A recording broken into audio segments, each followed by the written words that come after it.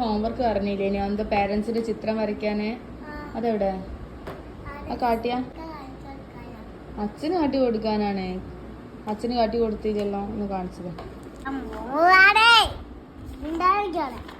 അമ്മേനോടാ? അച്ഛനോട് ഞാൻ പറഞ്ഞെടുക്കാം. എവിടെ ഈയല്ലേ വരച്ചേ? കാട്ട്.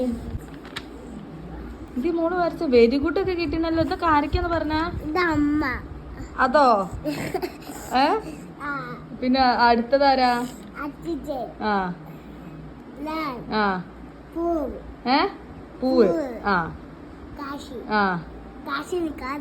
കാശി നിക്കാൻ തുടങ്ങി. പിന്നെ അടുത്തതാരാ? അച്ചമ്മ എവിടെ പോ?